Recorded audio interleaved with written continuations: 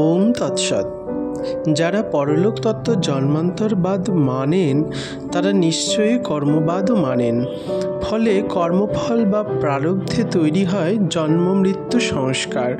সেই সংস্কার বশে যারা খুব কম সময়ের জীবন নিয়ে জন্মান তাদের কর্মবাদ নিয়ে এখনকার আলোচ্য বিষয় নয়।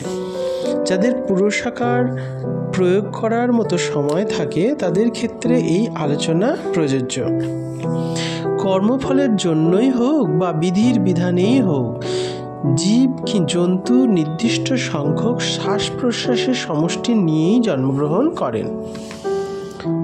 ধরে নেওয়া যাক 10,000 টাকা দিয়ে কাউকে আমেরিকায় পাঠানো হলো। তাকে বলে দেওয়া হলো টাকা যখন শেষ হয়ে যাবে তখন তুমি ফিরে এসো। ওই পরিমাণ টাকা সে যত তাড়াতাড়ি খরচা করবে তত তাড়াতাড়ি ফিরে আসতে পারবে। আবার যত কম করে খরচা করবে অর্থাৎ মিতব্যয়ী হয়ে চলবে তত দেরিতে ফিরতে পারবে। নির্দিষ্ট পরিমাণ টাকা নিয়েও থাকার মেয়াদ কম বেশি করা যায়। আরেকটি উদাহরণের সাহায্যে বলা যায়, একটি ঘড়িতে দম দেওয়া হলে সেই ঘড়ি টিকটিক করে চলতে থাকে। অর্থাৎ একটি শব্দে একটি দাঁতে সেই দম খুলে যেতে থাকে। এভাবে সেই দম যখন নির্দিষ্ট সময়ে একেবারে শেষ হয়ে যায় তখন আর ঘড়ি টিকটিক শব্দ করে না, অর্থাৎ ঘড়ি চলে না, বন্ধ হয়ে যায়। কিন্তু এই নির্দিষ্ট সময়কেও এগিয়ে বা পিছিয়ে দেওয়া যায় যদি ঘড়ির রেগুলেটরটাকে ধীর গতি বা দ্রুত গতি করে দেওয়া হয়। সেরকম জীবের সীমাবদ্ধ শ্বাস প্রশ্বাসে যত তাড়াতাড়ি গ্রহণ ও ত্যাগ করা হবে তত তাড়াতাড়ি জীবের সঞ্চিত আয়ুর মেয়াদ ফুরিয়ে যাবে।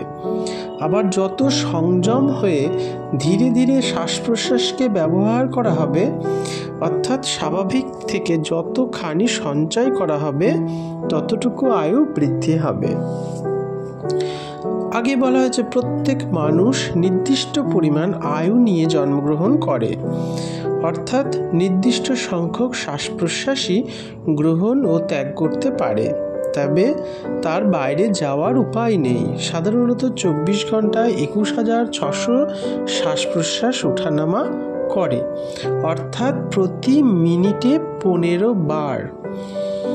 যোগাভ্যাসের ফলে এই গতি কমে যায়। যদি প্রতি মিনিটে 15 বারের জায়গায় 10 বার করা যায় তাহলে স্বাভাবিক গতি থেকে প্রতি মিনিটে 5 বার কমে গেল।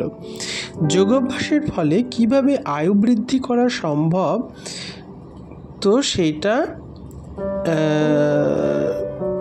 অঙ্ক থেকে আশা করি পরিষ্কার ধারণা জন্মাবে। প্রতি মিনিটে যারা 15 বার শ্বাস নেয় তার পক্ষে 21,600 শ্বাস নিতে সময় লাগে 24 ঘন্টা।